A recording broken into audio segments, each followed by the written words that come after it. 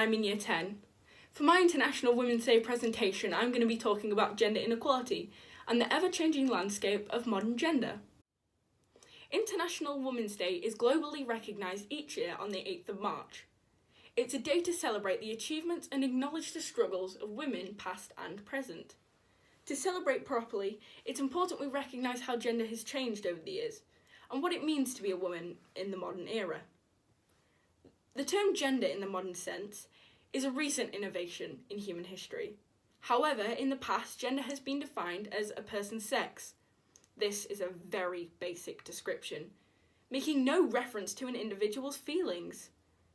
Today we recognise gender less as a fixed idea and more as a fluid concept. I think it's more important that we look at a more up-to-date definitions and understand the difference between the terms gender and sex. The World Health Organization's current definition for gender and sex are as follows. Gender refers to a characteristics of women, men, girls, boys and other that are socially constructed. This includes the norms, behaviours and the roles associated with being a woman, man, girl, boy or other. Sex refers to the biological characteristic that define humans as female, male or other. You may be surprised to know there are more than just two biological sexes. From this, we are able to establish sex as a biological concept and recognise that gender is more of a social construct. And a lot of what gender means to an individual is made up of characteristics. So if you're sitting there thinking, International Women's Day doesn't mean anything to you, this is a time to consider the characteristics of a woman you respect and admire, and recognise how you can be more like them going forward. With this understanding, society is now able to identify with a gender identity that feels they best suit. But you may still be asking, how does this link to feminism and International Women's Day?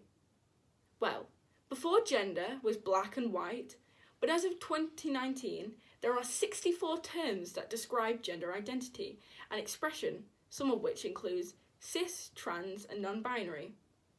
By understanding this, it's easy to recognise that what it is to be a modern woman is not restricted to biological identity. But sadly, as more people speak out about their gender identity, often more and more close-minded people feel the need to attack these smaller communities. This is creating even more gender inequality than ever before. As such, it is important to support all gender identities who face inequality. I'd like to take some time to celebrate two trans women as part of our International Women's Day celebration, recognising their specific struggles and bravery. To clear any confusion, it's important we define the term trans. Stonewall describes trans as an umbrella term to describe people whose gender is not the same or do not sit comfortably with the sex they were assigned to at birth. Christine Jorgensen was the first trans woman in America to ever have gender-reaffirming surgery.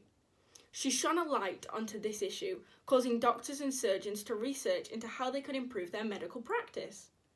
After her surgery, she intended to marry Labour Union statistician John Traub, but she was denied this as the gender on her birth certificate was still written as male.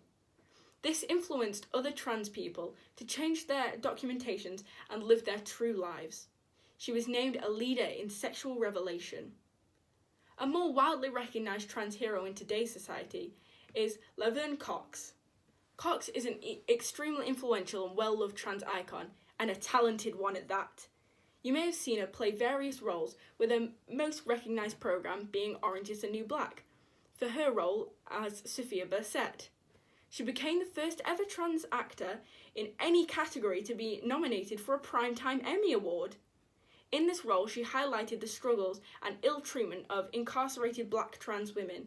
She's truly a symbol of success for all women.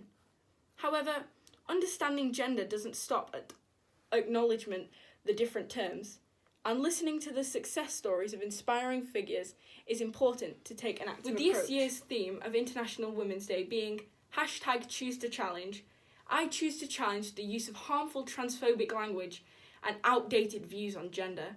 And I encourage you to do the same too.